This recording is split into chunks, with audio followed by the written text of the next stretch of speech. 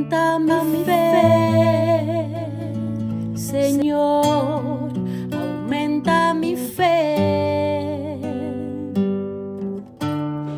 Aumenta mi fe, Señor, aumenta mi fe. Que nunca olvide tus promesas, que nunca olvide tus palabras, que Él lo crea, que no lo dude jamás. Tu palabra me dice, todo el que pide se le dará, y el que toque a la puerta se le abrirá. Todo es posible, todo es posible para ti, Señor. Aumenta mi fe, Señor, aumenta mi fe. Aumenta mi fe, Señor, aumenta mi fe. Aumenta mi fe, aumenta mi fe, aumenta mi fe, aumenta mi fe, aumenta mi fe, aumenta mi fe, aumenta mi fe, aumenta mi fe, Señor.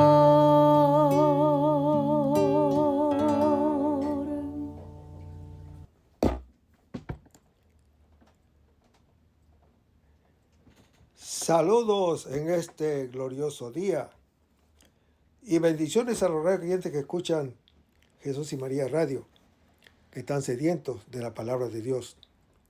Les envío un saludo a su hermano Américo Tejada, de la parroquia San Simón Stack San José, que está localizada en el Bronx y pertenece a la Arquidiócesis de Nueva York. Estamos aquí todos los lunes de 5 a 6 p.m. hora de Nueva York.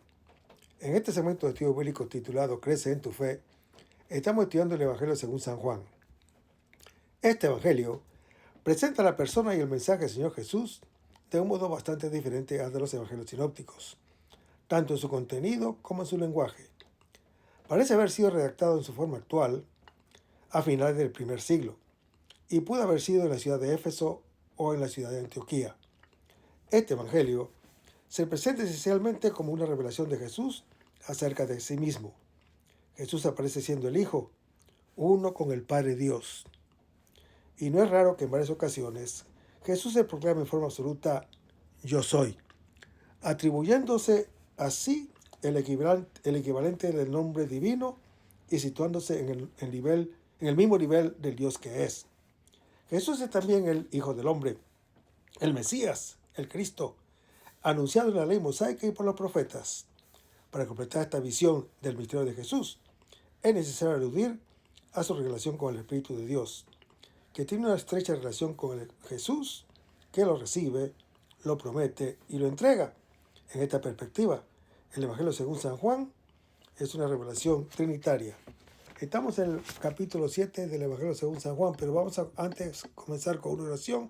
Lo hacemos en el nombre del Padre, del Hijo y del Espíritu Santo. Señor, que todo lo que hagamos este día inicie con tu bendición y termine con tu ayuda.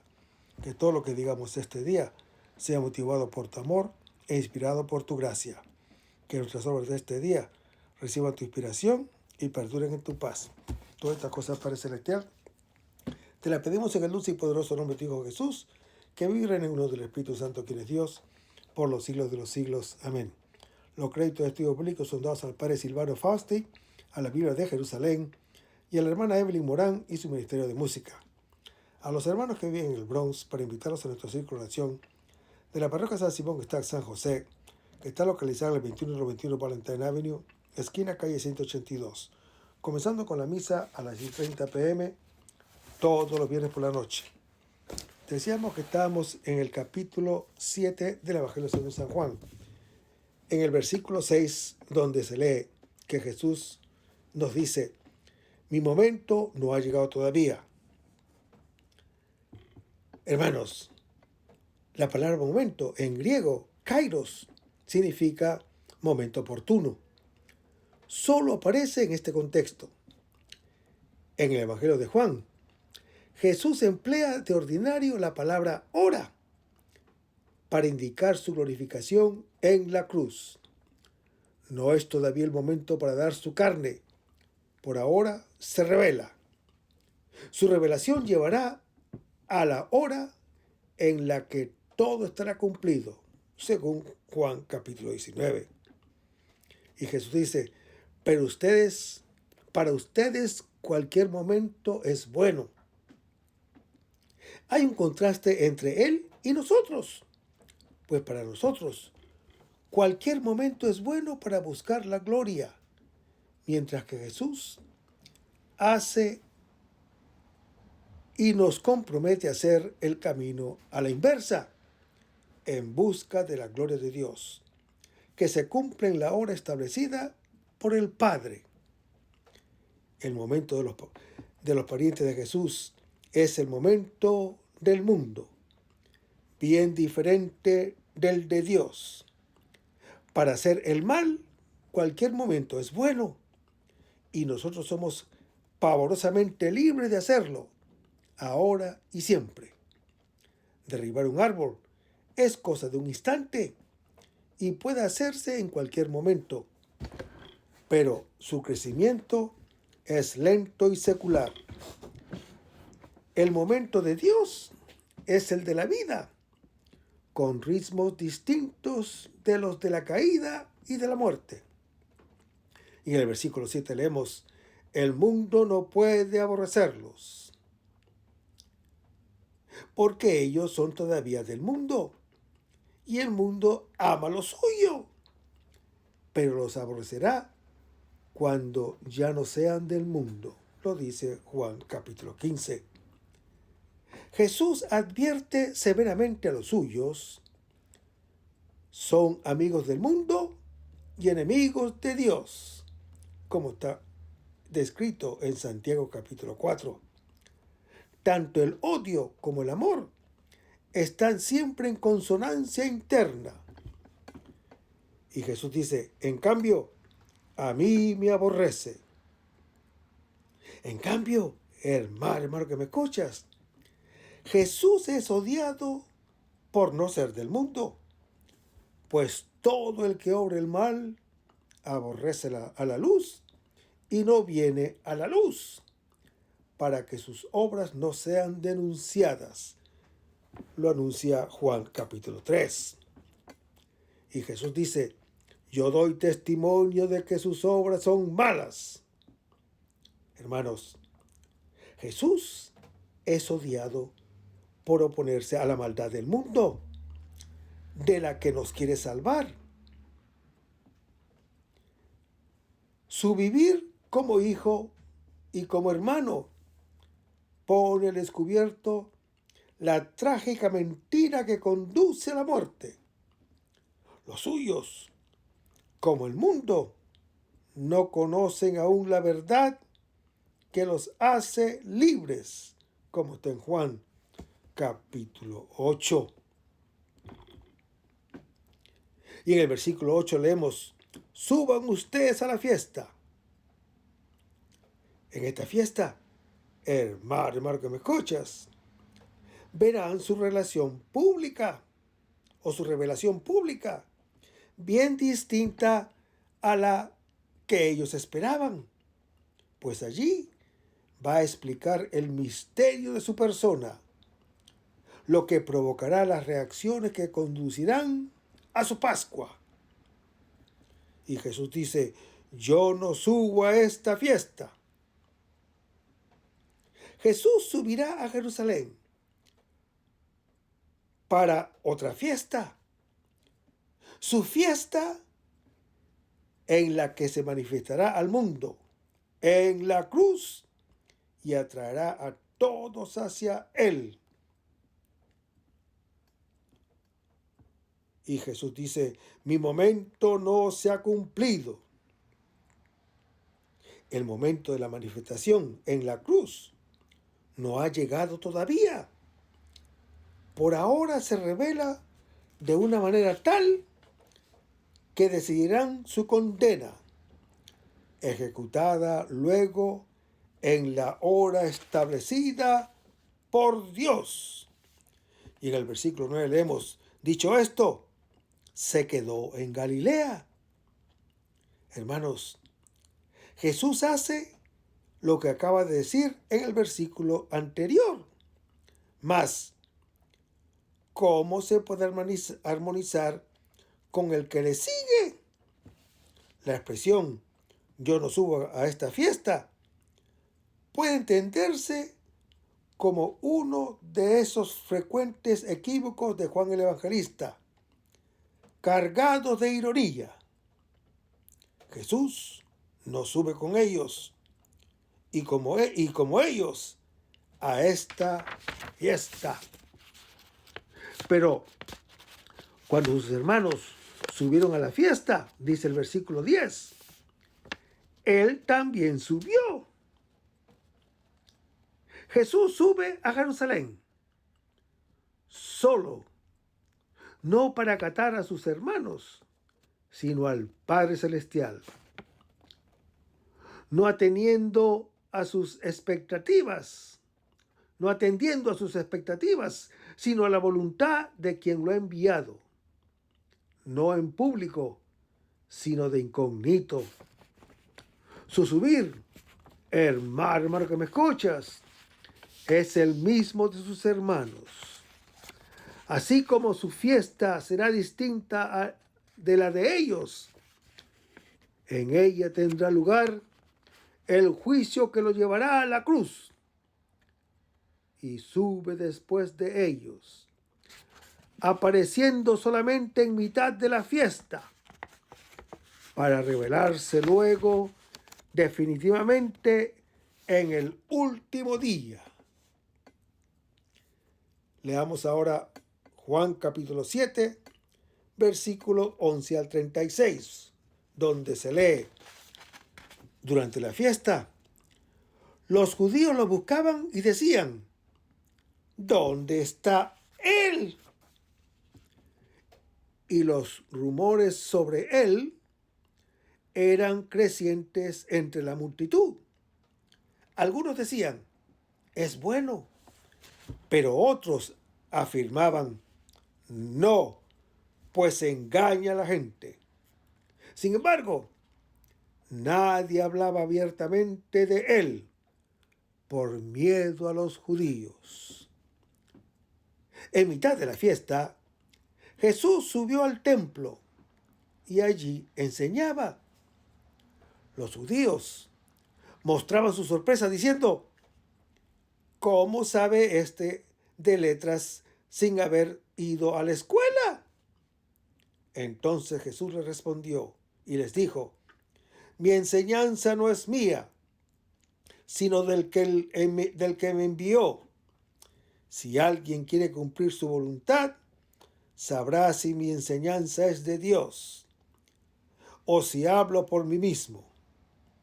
El que habla de sí mismo busca su propia gloria, pero el que busca la gloria del que lo envió, ese es veraz, y no hay en él injusticia. ¿No les ha dado Moisés la ley? Y ninguno de ustedes cumple la ley. ¿Por qué quieren matarme? Respondió la gente, tú tienes un demonio. ¿Quién busca matarte?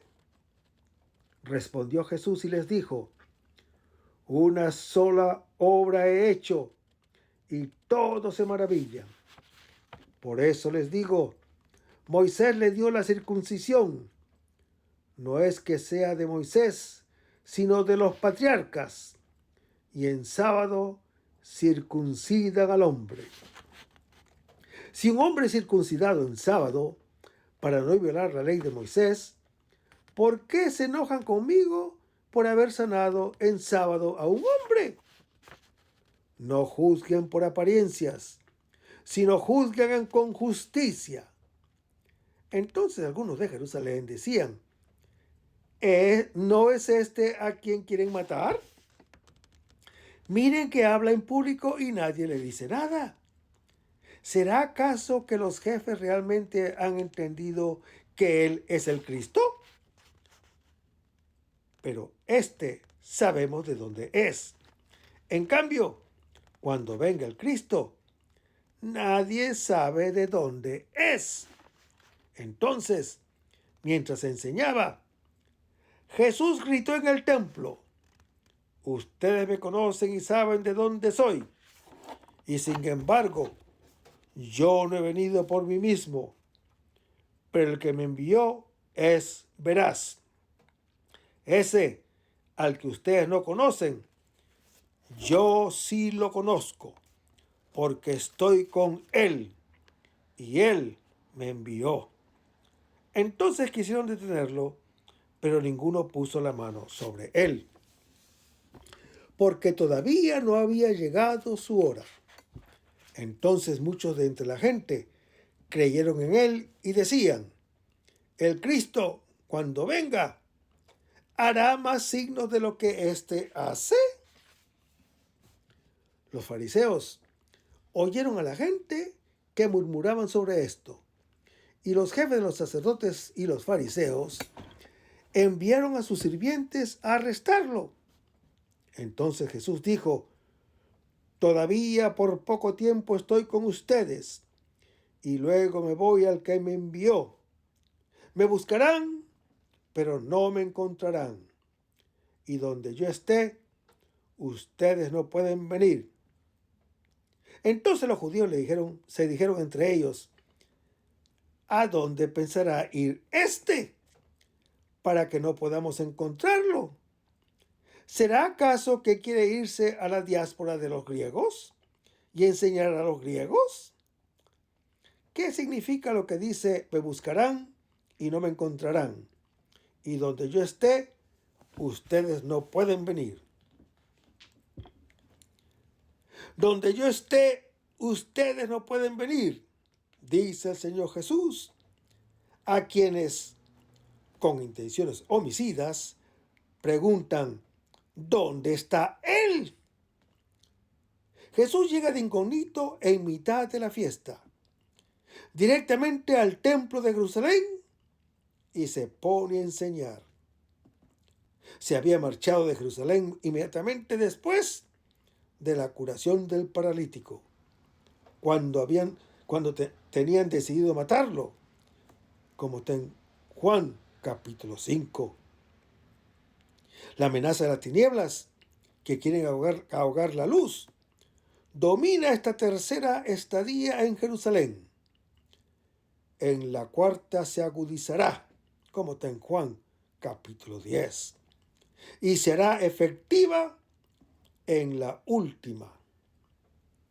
Hermanos, el texto comienza con los enemigos que lo buscan para saber dónde está, y termina con su pregunta sobre el significado de sus palabras. Me buscarán y no me encontrarán, y donde yo esté, ustedes no pueden venir. La gente tiene sobre él pareceres opuestos. Algunos lo consideran bueno, lo reconocen como el Cristo y creen en él, pero no se atreven a declararlo en público por temor de los judíos. Hay quienes que lo tienen por un embaucador, lo tienen como un endemoniado, alguien a quien hay que arrestar, no solamente arrestar, matar. Lo que Jesús hace y dice, no puede dejar a nadie indiferente. O se le acepta o se le elimina. No pueden estar juntas la luz y las tinieblas, mentira y verdad, esclavitud y libertad, muerte y vida. ¿Se da una o se da la otra? Con todo, hermano que me escuchas, la decisión por Jesús supone un proceso de iluminación y de búsqueda, de liberación y de gestación. Es el lento camino de la fe lo que provoca y anima ese proceso. Es el diálogo sincero que pone en juego la existencia auténtica de toda persona con todas sus contradicciones. Jesús reaparece en Jerusalén en el momento en que la fiesta de las tiendas está en su apogeo. No realiza prodigios para mostrarse al mundo, como se lo habían pedido sus hermanos y sus creyentes, y sus discípulos también. El signo que da es la palabra, para explicar sus obras y revelar el misterio de su persona. Solo al final de la fiesta curará al ciego. Primicia de aquellos que serán iluminados por aquel que es la luz del mundo, como lo dice Juan capítulo 8. Hermanos, el argumento del texto es el dónde se encuentra Jesús, que implica el de dónde viene y el hacia dónde va. Dónde denota el lugar en donde uno vive, que por lo común es la casa donde se ha nacido. ¿De dónde se viene y hacia dónde se va? Donde uno vive determina su identidad, es su origen, que será también su destino. Luego de la pregunta inicial, ¿dónde está Él? Y las diversas opiniones contrastantes sobre Jesús, se pregunta ¿de dónde proviene su doctrina? Si no ha frecuentado a ningún maestro. ¿De dónde procede su manera de entender la ley mosaica y el sábado, que parece violar? ¿De dónde viene Él, que dice ser el Cristo? Al intento de los jefes de arrestar a aquel que la gente simple entrevé como el Mesías, Jesús responde enigmáticamente, advirtiendo que donde está Él, no podemos nosotros ir. En el texto siguiente nos mostrará cómo llegar a ese lugar secreto. Varios comentarios proponen que estos versículos deberían ir inmediatamente después del capítulo 5, como conclusión de la disputa con los jefes del pueblo, después de la curación del paralítico. Hay allí, efectivamente, muchas alusiones. Sin embargo, hermano que me escuchas, también pueden dejarse donde están sus enemigos. Lo mismo que sus lectores. No han olvidado ciertamente las provocaciones graves, tanto de la primera como luego de su segunda estadía en Jerusalén. El centro del debate lo ocupa la identidad de Jesús, que no se puede juzgar por las apariencias, sino conforme a un justo juicio, que proviene del cotejamiento de sus palabras con sus obras. Los interrogatorios que se suceden rápidamente o repetidamente, son para Jesús el momento oportuno para revelar que su obra, su palabra y su persona misma son de origen divino, en donde Él está. Nosotros no podemos ir, a menos que acojamos su clamor. Cuando Él dice, si alguno tiene sed, venga a mí y beba.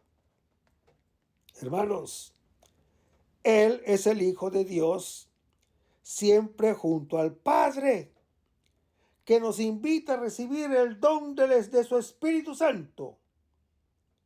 Si lo escuchamos, podremos también nosotros estar donde Él está, como nos promete en Juan capítulo 14.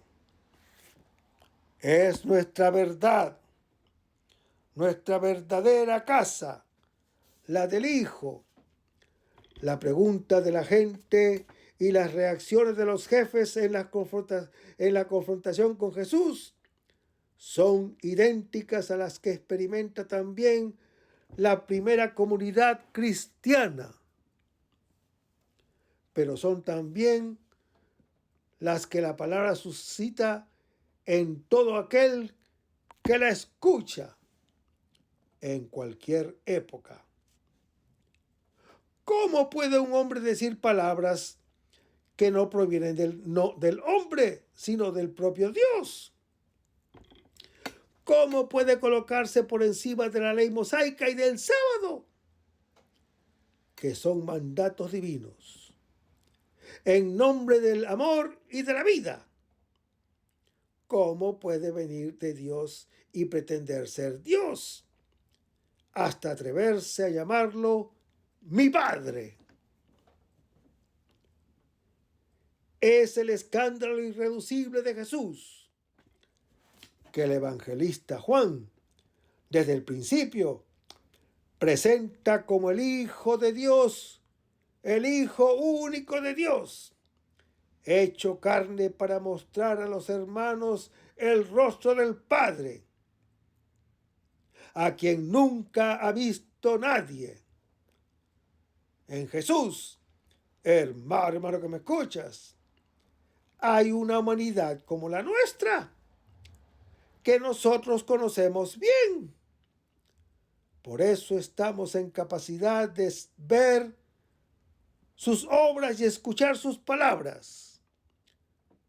Pero todo del que Él es conocido es signo de la gloria, una referencia al misterio desconocido de Dios, que solo puede captar quien acoge su persona. La forma del texto, como suele ocurrir en Juan el Evangelista, es un debate dramático entre Jesús y varios personajes. Es el drama divino humano que se desarrolla entre la palabra y nosotros, sus oyentes, porque ella interpela, ahora como entonces, suscitando en cada ocasión lo que ha suscitado en sus primeros oyentes. Su objeto, hermano que me escuchas, es invitarnos a salir de la esclavitud de la mentira y de las tinieblas de la muerte, para hacernos entrar en la libertad de la verdad y en la luz de la vida. El texto refiere y simultáneamente obra el lento camino de liberación que la palabra adelanta en quien la escucha. El diálogo presenta una ráfaga de preguntas a las que Jesús responde con puntillosa precisión, pero lo hace como desde un plano superior, lo hace como desde un plano superior, el del Padre Celestial. que el Hijo quiere conocer o quiere hacer conocer a los creyentes. A pesar de sus interlocutores, demuestran conocer las Escrituras cuando Dios lleva a cabo lo que ha dicho. Se muestran incapaces de captarlo. Su promesa excede toda fama, como lo anuncia el Salmo 138. Pues el don prometido es el mismo que lo promete.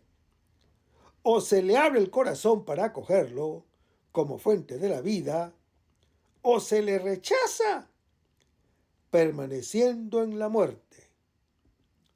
En Jesús, hermano que me escuchas, hombre y Dios, se juega el drama de la vida o de la muerte del hombre. En Él está comprendido también Dios, que lo ama más de lo que Él se ama a sí mismo.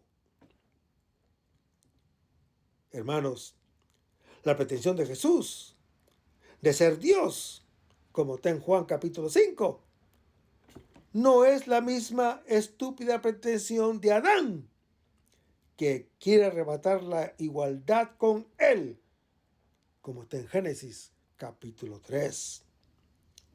Es su condición de hijo de Dios, que todo lo recibe como don del Padre y lo da a sus creyentes, realizando así su naturaleza de hijo igual al Padre. Jesús es el Hijo de Dios, la palabra eterna, Dios mismo. Ningún fundador de religiones se ha tenido a sí mismo como tal, a menos que se trate de un loco blasfemo, de un embaucador o de un engañado, al que de todos modos hay que eliminar, como lo dicen y lo harán los jefes del pueblo, en Juan capítulo 11. Pero su asesinato, en lugar de cortar la hoja al nacer, no hará más que meter bajo tierra la semilla, que despuntará más abundante. Su palabra y sus obras, su vida y su muerte, con todo lo que de ellas ha seguido y sigue aún ahora, dan testimonio en su favor. Es imposible asesinar la verdad, como es absolutamente inútil enterrar un topo. Hermanos, el mensaje y la acción de Jesús, que entrega su vida por amor a los creyentes, lo revelan como Hijo de Dios. Por eso será condenado, pero la cruz confirmará definitivamente su palabra y llevará a cabo su obra. Lo revelará como el Señor de la vida, precisamente mientras da la vida.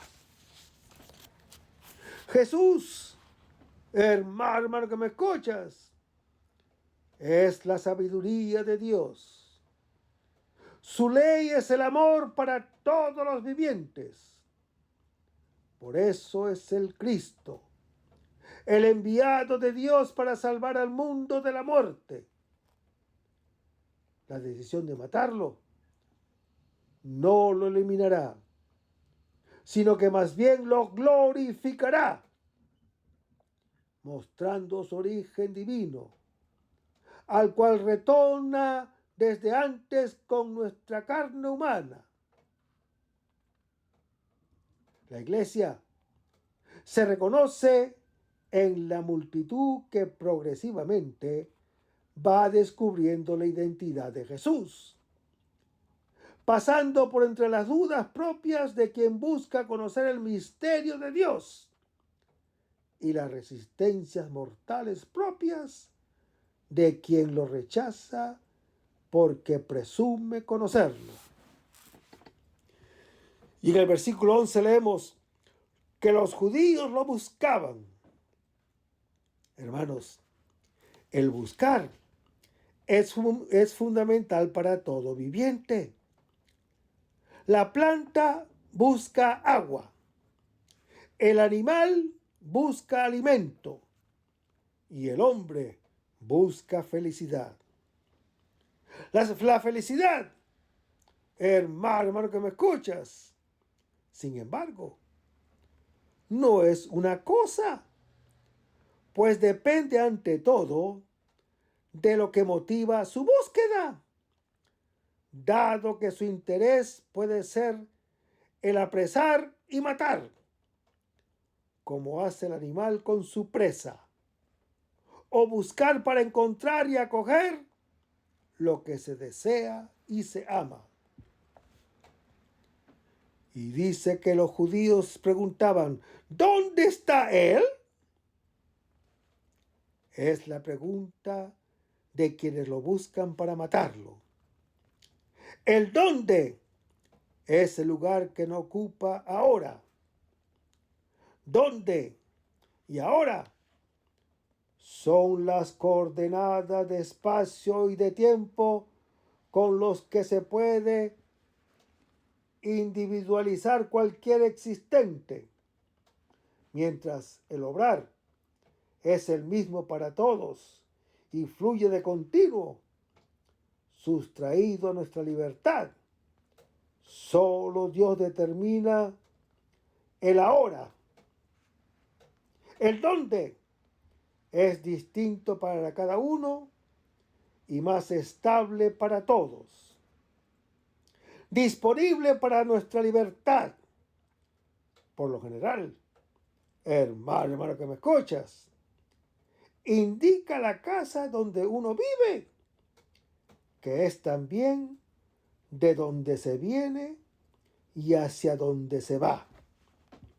El dónde es, por consiguiente, la incógnita que diferencia a una persona de otra.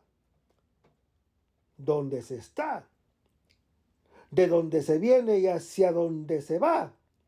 Son las preguntas fundamentales del creyente sobre el hombre.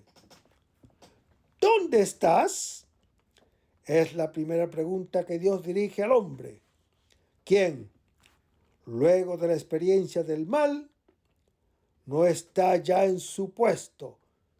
Lo dice Génesis capítulo 3. Porque en realidad el puesto del creyente es Dios.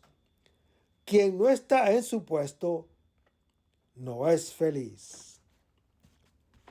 ¿Dónde vives? Preguntan los primeros discípulos a Jesús, que les pregunta, ¿qué buscan? Y su respuesta será, vengan y vean, en Juan capítulo 1.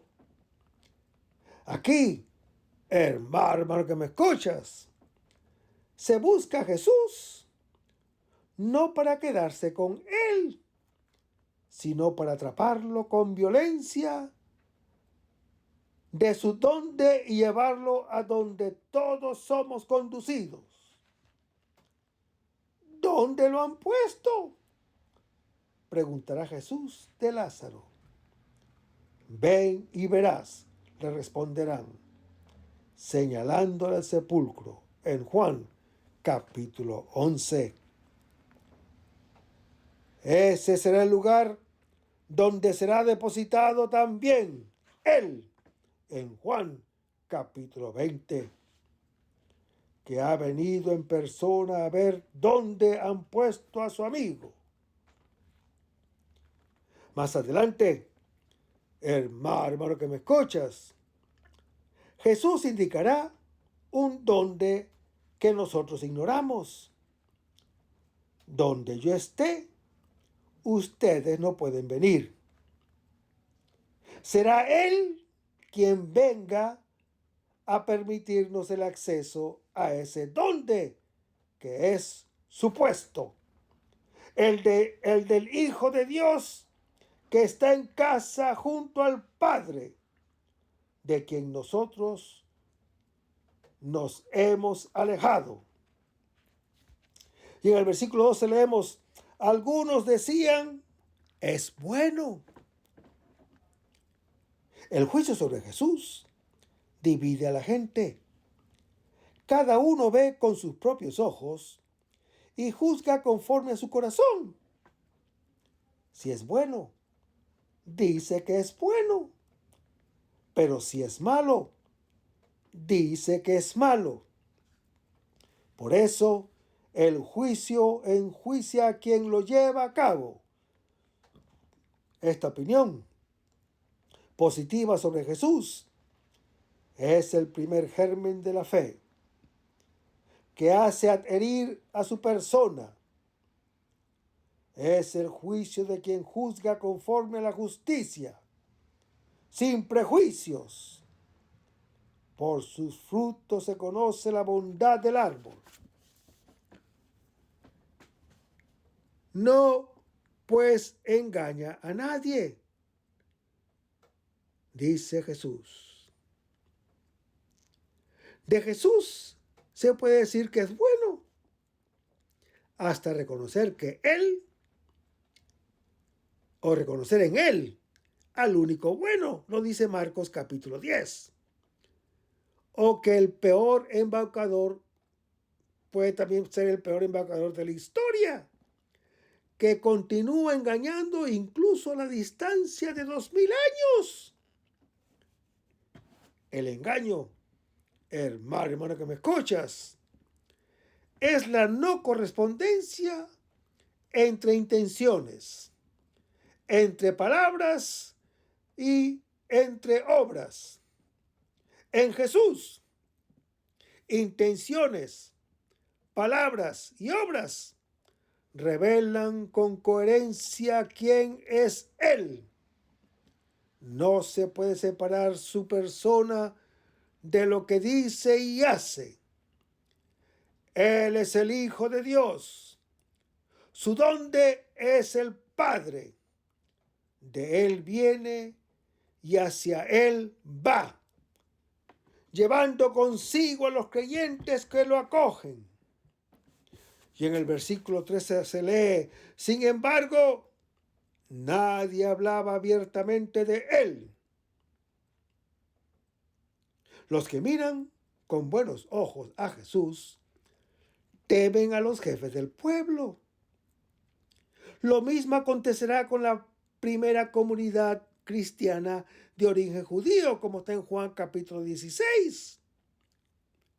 Y en el versículo 14 dice que llegó en mitad de la fiesta. Hermanos, Jesús no llega al principio de la fiesta, como lo querían los suyos, sino que llega a la mitad, para revelarse plenamente el último día. Y dice que Jesús subió al templo. Ya Jesús había subido allí en la primera fiesta, pronunciando el nuevo templo destruido y reedificado, que será su cuerpo, en Juan capítulo 2. La segunda vez se había quedado afuera, junto a la piscina de Betseba, en Juan capítulo 5. Esta tercera vez, aquí no se menciona Jerusalén. Jesús sube directamente al templo de Jerusalén, de donde saldrá, como está en Juan capítulo 8, después de manifestarse él mismo como el verdadero templo. Y dice que Jesús enseñaba. Hermanos, en Juan el Evangelista, solo Jesús enseña. Él es el maestro, la sabiduría misma de Dios hecha carne. Todos nosotros somos discípulos.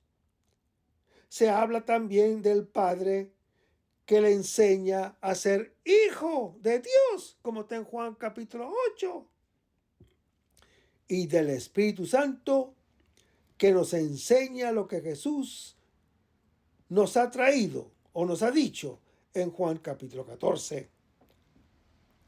La enseñanza de Jesús, hermano que me escuchas, constituye el núcleo del Evangelio. Esta es obra del Hijo de Dios, del Padre y del Espíritu Santo, respectivamente. Somos directamente instruidos por Dios, como dice Juan capítulo 6. Padre, Hijo y Espíritu Santo. Y en el versículo 15 leemos, ¿cómo sabe la letra sin tener escuela? Hermanos, Jesús enseña sin haber asistido a la escuela de ningún maestro. ¿De qué escuela? ¿Y de dónde le viene el conocimiento de las Escrituras? Si no la ha podido aprender de otros hombres, lo dice Marcos capítulo 6, Mateo capítulo 13, Lucas capítulo 4. No hay peor maestro que el que se inventa las cosas que dice. ¿Qué credenciales de verdad pueden ofrecer? Y en el versículo 16 leemos, mi enseñanza no es mía, dice el Señor Jesús. Hay quienes procuran, a toda costa, mostrarse originales, sin apelar a tradiciones o maestros. Los inventores de doctrinas, particularmente en el ámbito religioso, son sumamente peligrosos porque no tienen escrúpulo en sacrificar la verdad a la vanagloria, ni muestran respeto alguno por las cosas o por las personas. En la antigüedad, hermano que me escuchas, todo maestro se remitía a otro, insertándose en una cadena de verdad aceptada por la experiencia, a la que añadía su propio anillo.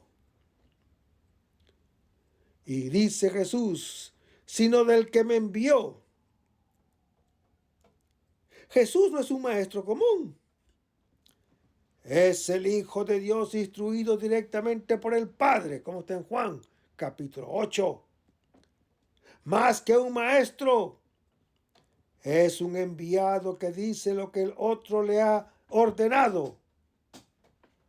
No es un enseñante que explica, sino alguien que revela lo que se le ha dicho, con la misma autoridad de quien lo ha mandado.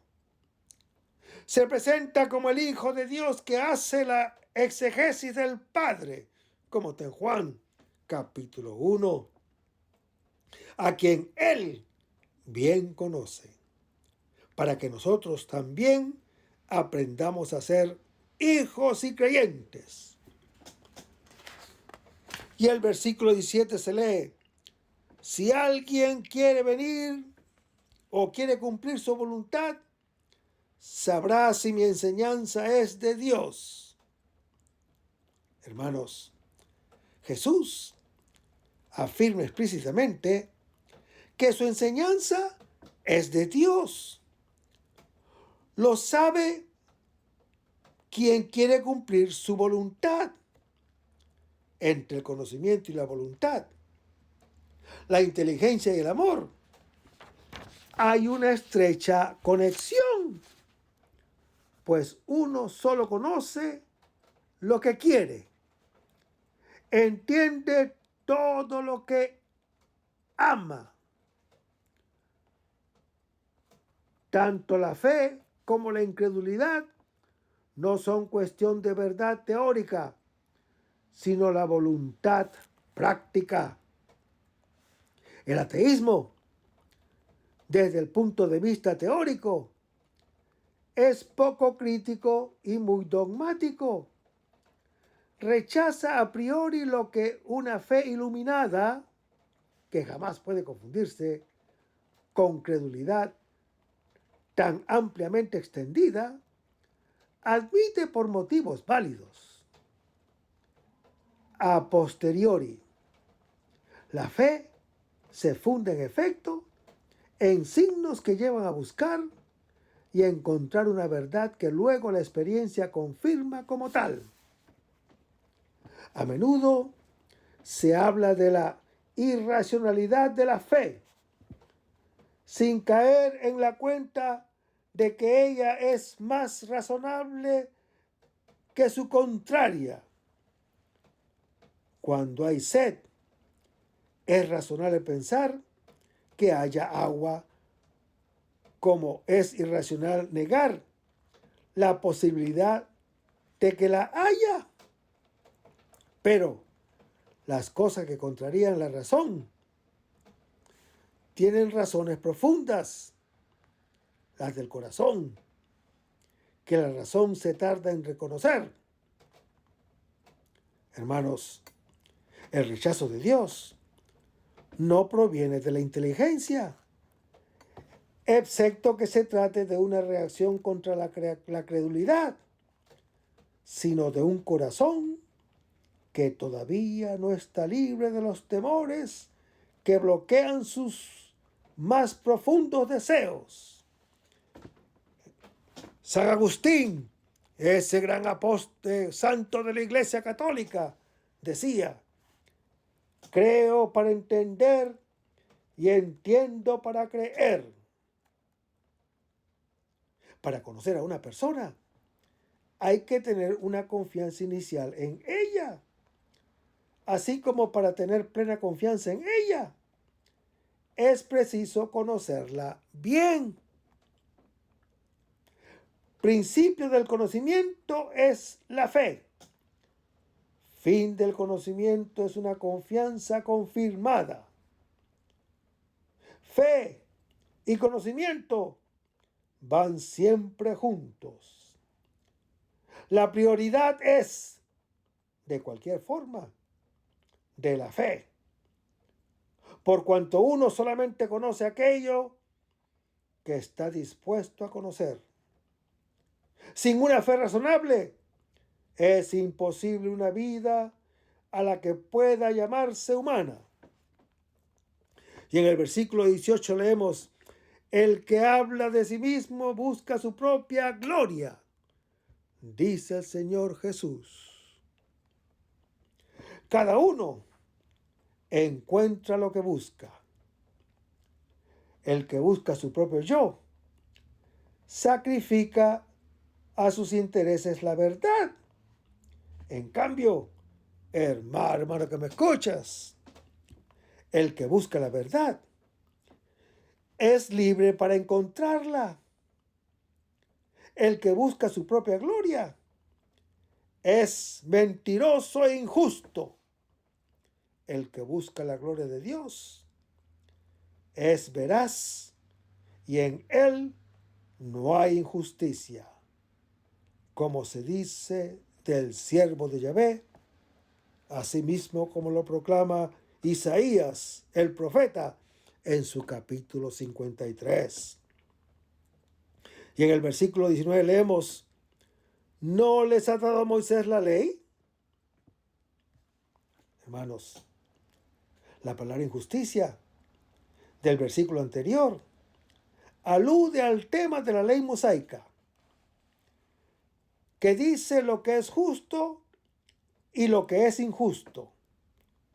Aquí se invierte el argumento. Se pasa del origen de la sabiduría de Jesús a sus pretendidas violaciones de la ley mosaica. Es la primera vez que encontramos en labios de Jesús la palabra ley. Ya al final del episodio del paralítico, que aquí se recuerda. Jesús habla de Moisés, que acusa a quienes en vez de creer, lo acusan, como está en Juan capítulo 5. Y dice que Jesús dice, ninguno de ustedes cumple la ley. Hermanos, cualquiera puede observar escrupulosamente todos los preceptos, como el hermano mayor, como está en Lucas capítulo 15. Ser irreprensible como Pablo, como está en Filipenses capítulo 3. Y sin embargo, no obrar la ley mosaica, que es la voluntad de Dios. Pues de hecho, toda la ley mosaica se resume y concreta en amar a Dios y a los hermanos, no en sacrificar al hombre a las normas. Y dice que Jesús, aquí en el Evangelio dice, ¿por qué quieren matarme? Y eso, hermano que me escuchas, lo vamos a ver en el próximo segmento. Manténgase en sintonía. Vamos a despedirnos con una oración. Lo hacemos en el nombre del Padre, del Hijo y el Espíritu Santo. Señor Jesús, ayúdanos a conservar el fervor espiritual, la dulce y confortadora alegría de evangelizar, incluso cuando hay que sembrar entre lágrimas, como Juan el Bautista, como lo hicieron los apóstoles Pedro y Pablo y los otros apóstoles, y también esa gran multitud de evangelizadores que se han sucedido a lo largo de la historia de la Iglesia Católica, con un ímpetu interior que nada ni nadie sea capaz de extinguir. Señor Jesús, que sea esta la mayor alegría de nuestras vidas entregadas al Evangelio. Y ojalá que el mundo actual pueda así recibir la buena nueva de tu Evangelio, porque tenemos la tarea de anunciar el reino de Dios y de implantar tu iglesia en este mundo que todavía no te conoce. Todas estas cosas, Padre Celestial, te las pedimos en el poderoso y dulce nombre de tu Hijo Jesús, que vive y reina en unión del Espíritu Santo, quien es Dios, por los siglos de los siglos. Amén. Hasta el próximo segmento. Que el Señor nos bendiga.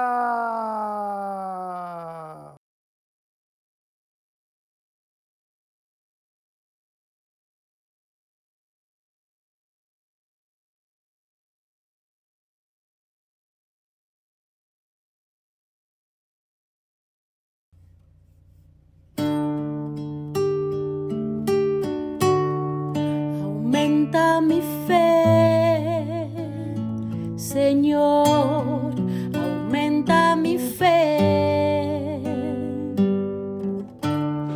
Aumenta mi fe, Señor, aumenta mi fe. Que nunca olvide tus promesas, que nunca olvide tus palabras, que Él lo crea, que no lo dude jamás. Tu palabra me dice, todo el que pide se le dará, y el que toque a la puerta se le abrirá. Todo es posible, todo es posible para ti, Señor. Aumenta mi fe, Señor, aumenta mi fe. Aumenta mi fe, Señor, aumenta mi fe. Aumenta mi fe, aumenta mi fe, aumenta mi fe, aumenta mi fe.